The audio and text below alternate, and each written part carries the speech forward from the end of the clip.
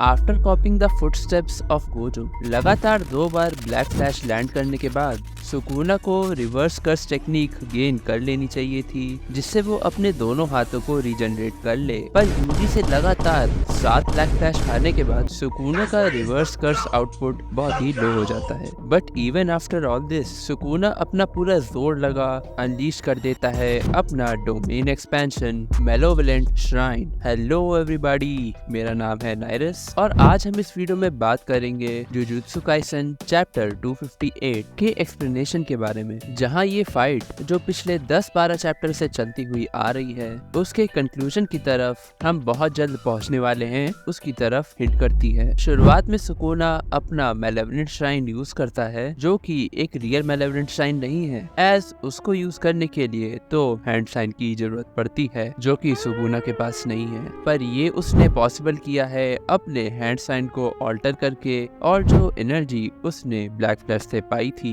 उससे। अगर तुम्हें ना पता हो तो गोजो ने जब 2 ब्लैक फ्लैश लगातार दिए थे तो वो अपना रिवर्स कर्स आउटपुट वापस से गेन कर चुका था। यहाँ पर सुकुना कुछ सिमिलर ही करना चाहता था, पर यूजी के लगातार 7 ब्लैक फ्लैश देने के बाद वो ऐसा नहीं कर पाया। जहां हम एक बार फिर शिनजुकु बैटल से पहले वाले फ्लैशबैक में चले जाते हैं, जहां हकारी बताता है कि बिना रिवर्स कर्स टेक्निक के या फिर एंटी डोमेन टेक्निक जैसे कि ब्लॉसम इमोशन या फिर सिंपल डोमेन के बिना सुकुना से लड़ना एक सुसाइड होगा। पर रिवर्स कर्स टेक्निक सीखने के लिए जोसो इराई से पूछता है कि फाइट के दौरान जो उनका ब्लड लॉस होगा उसे वो वापस से कैसे गेन करते हैं रिवर्स कर्स टेक्निक से, जहां इराई का आंसर यही होता है कि वो अपनी कर्स एनर्जी को चेंज कर देती है ब्लड में। And the reason why Ieiri ही बाकी सॉर्सरर्स को हील कर सकती है is the fact that reverse curse technique का यूसेज इंडिविजुअल पे डिपेंड करता है। फॉर एग्जांपल मेगुमी का न्यू वे और डीमन डॉग एकदम ही डिफरेंट लगते हैं सुकुना के न्यू वे और डीमन डॉग से। वही यूजी का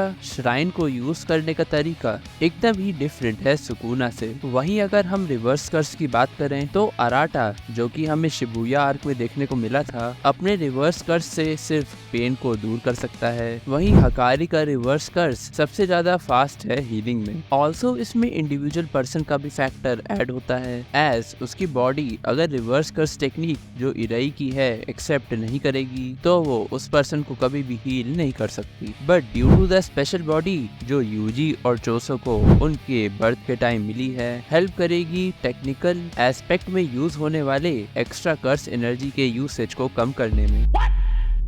सिंपल शब्दों में वो दोनों रिवर्स कर्स टेक्निक को बहुत ही आसानी से सीख सकते हैं, जो कि एक्सप्लेन करता है कि कैसे यूजी और जोसो ने सिर्फ मात्र 2 महीने में रिवर्स कर्स टेक्निक को पूरी तरीके से मास्टर कर लिया है। बट एक और चीज जो उनको अभी भी सीखना बाकी है वो है उई उई की स्विचिंग टेक्निक को सीखना।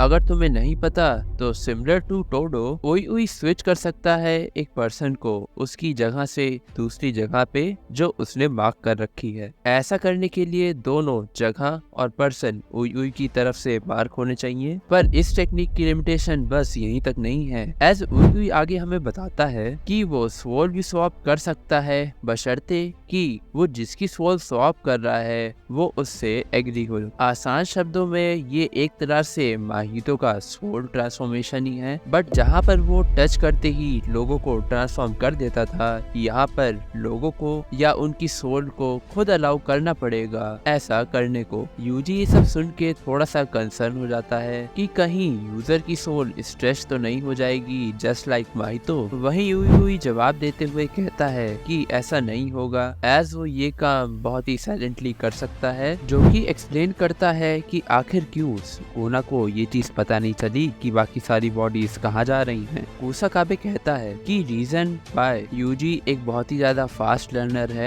वो सुकुना के उसके बॉडी में होने की वजह से है। सुकुना के इतने सारे जुत्सु यूज करने की वजह से यूजी के मन में एक मसल मेमोरी बन चुकी है उन सब जुत्सु को यूज करने की। पर एज हम जानते हैं कि यूई की टेक्निक एक महीने में सिर्फ 2 ही बार यूज हो सकती है। तो कुसाकाबे अपनी कर्स एनर्जी ट्रांसफॉर्मेशन और सिंपल डोमेन को स्वैप करता है यूजी से। और नेक्स्ट ही पैनल में हम देखते हैं यूजी को यूज करते new shadow style simple domain को। पर एज हम जानते हैं कि सुकुना का ये मेवलेंट श्राइन एक ओरिजिनल डोमेन एक्सपेंशन नहीं है, तो वो अभी जो कुछ भी यूज कर रहा है इस डोमेन को स्ट्रॉन्ग रखने में अगले 99 सेकंड बाद कमजोर हो जाएगी। तो यूजी, चोसो और इनो को अगले 99 सेकंड तक इसको सरवाइव करना है, जहां यूजी का लेफ्ट पैर ऑलरेडी कट चुका है और किंग ऑफ कर्सेस ने यूज कर दिया है अपना सबसे powerful move. With this Cliff hanger आगे आने वाले चैप्टर में कुछ भी हो सकता है। तब तक के लिए आज की वीडियो में बस इतना ही।